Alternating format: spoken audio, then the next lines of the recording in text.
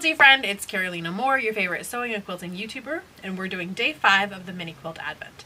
If you haven't already, go ahead and grab your day 5 envelope and open it up. If you're new around here, down in the description are the links. So if you want to join in, and there still are advent calendars available, you can go ahead and purchase those. We'll ship it right out to you and you'll be able to join in. These videos do stay up indefinitely, so even if you don't get started right away, you can start at your own pace and follow along on these videos. We are putting them up every single day, bright and early in the morning, so that you can make your day 5 block. And then at 9 a.m. Pacific, which is noon Eastern, I'm doing a live video where we are opening up a bunch of advent calendars. So it is really Advent Central around here. All right, friends, enough stalling. If you haven't opened up your day 5 envelope, hit that pause button now because I'm about to spoil it. Today is the 2 1/4 inch half square triangle. So we did a half square triangle on day 1. It was the full 4 1/2 inch half square triangle. This is the 2 1/4 inch. So it's half the height and half the width. And so you can use this half square triangle to make, 2 of these will make 1/4 of the block. So 8 of these would make an entire 4 1/2 inch finished quilt block. According to today's pattern, we need 3 fabrics, 2 different ones for our half square triangles and 1 from the unit that we opened up yesterday, the 2 1/4 inch square. This fabric is our sashing fabric, so we want to make sure that we pull it aside. All right, I've pulled out that sashing fabric so that we don't cut into it on accident. I have been eyeing that fabric, and I don't want to use it, so let's look at... So the interesting thing about the gnomes is there's 1 upside down and 2 right side up if I do it this way. If I do it this way. Okay, I do like the gnome, and this red kind of goes into the background, especially if I make the blue the center. So I think I want to do 2 gnomes on my squares. And so that leaves my half square triangles. And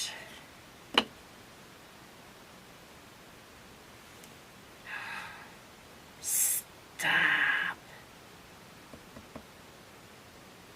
Okay, I could do 1 this way, but the way that these blocks are, the other, could I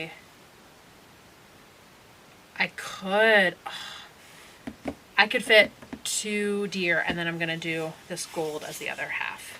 All right, this is gonna be cute. I'm excited about this one.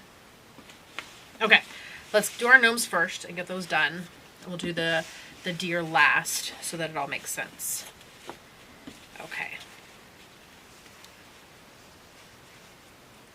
So I just want a gnome to be central, a navy colored gnome to be central. I don't care that he's upside down and these 2 are right side up because I'm just going to turn it. But I'm going to eyeball that, figure out where I want it.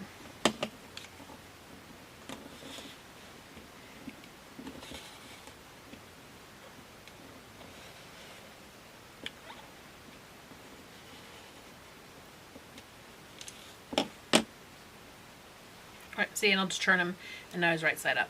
And now this gnome is going to be a little bit different. Do I care? I like the gnome with the nose. It's still a different gnome. Oh, I like them with the nose and stripes, because I want to be able to know that they were intentionally different. So I'm going to do this one.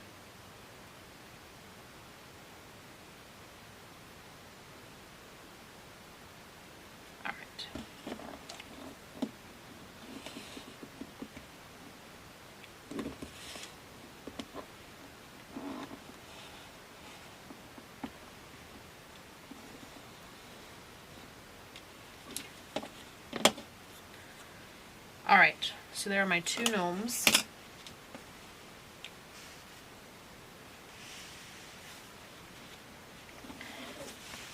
Alright, I can do 2 half square triangles out of this gold. I want to make sure that I'm not cutting through more than 1 fabric at a time, so I'm going to put that one out of the way.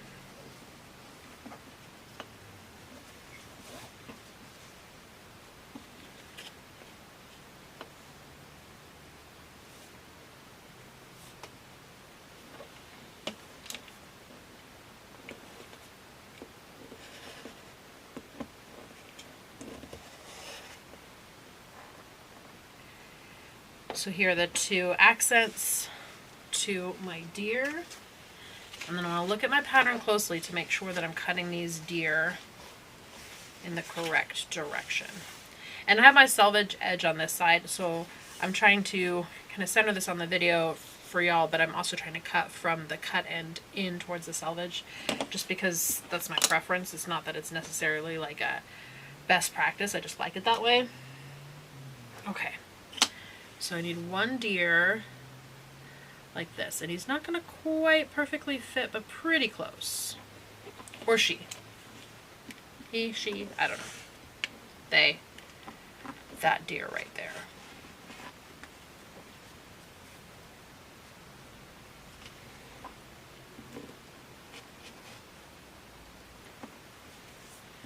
Okay, so there's that.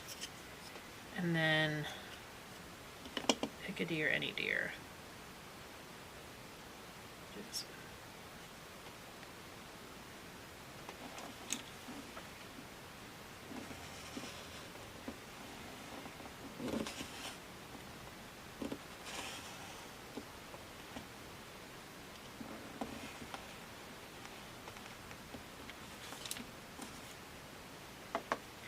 There we go.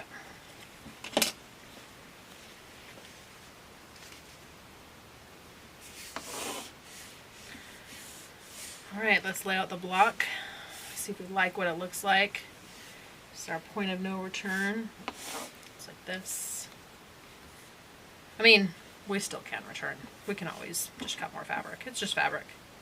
All right, you'll notice that the half square triangles are bigger than the squares. That's because we still have a 1/2 inch of seam allowance here that we need to stitch in.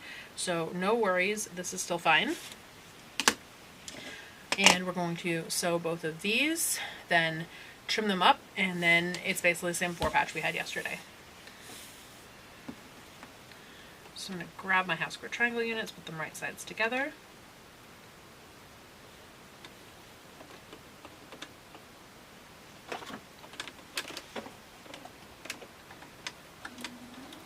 And we do have a biased edge along this diagonal edge, so I don't want to pull or stretch in any way. And then if you haven't noticed, I like to chain piece, so I don't need to cut that piece off. I can just go ahead and do the next one right after it. Just feed it in and try to guide it through.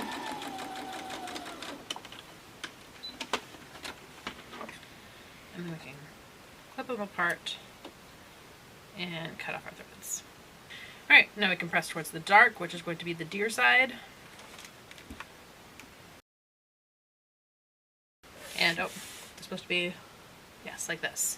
Now we can square these up, and there's a couple ways we can square them up. If you don't have a square up ruler, you can actually use this 2 1/4 inch square and use it to square these up and trim off the dog ears.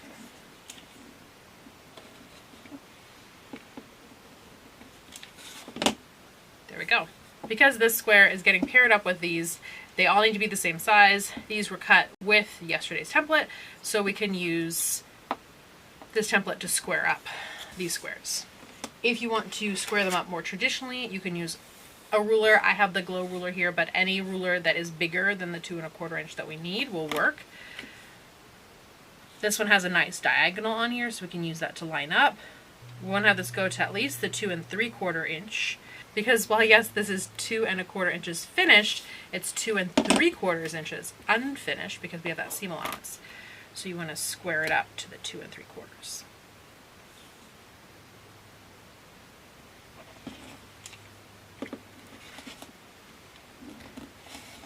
There we go. So 2 different ways that we can square up these units. Okay, here is our block, basically same as yesterday. We're going to sew these two together. We're going to press towards the square, and then we can sew the 2 rows together, and we can spin our seams just like we did yesterday. So let's go ahead and sew these seams. We have the half square triangles sewn, so we don't have any more bias edges, but it's a good practice to not pull or push on your fabric and just let the machine do the work.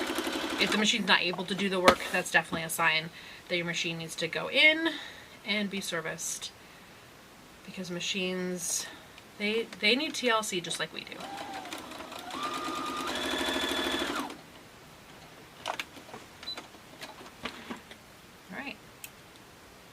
chain piece those two, clip off my threads,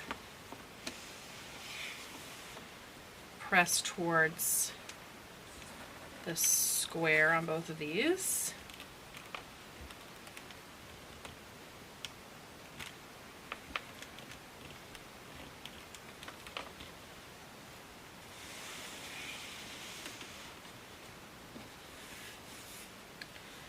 Okay, there we go. Now I'm going to do a double check, make sure that my gnomes are right side up and that my deer are right side up, that I haven't mixed anything up in this process. Put this right sides together just like before. I can nest that seam because I have the top seam going in one direction and the bottom seam going in another direction. So we're going to nest those babies.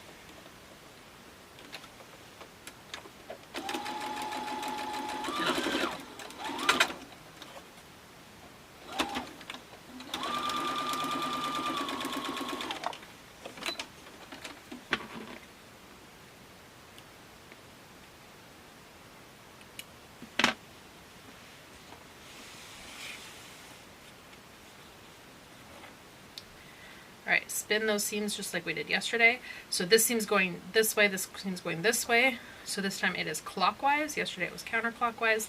That's okay. Spinning seams isn't always necessarily clockwise or counterclockwise. It's whatever direction the seams want to go. Words are tough, y'all. Oh, and that point, oh, I'm so happy with that point. It turned out perfect. I'm psyched about that. Looks really good. Now remember that this is going to have a full 1/4 inch taken off the edges.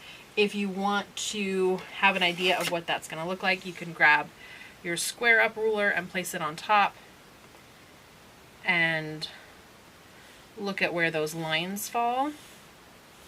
Know that everything inside that first 1/4 inch all the way around is going to be inside. And I can line everything up. Oh, beautiful.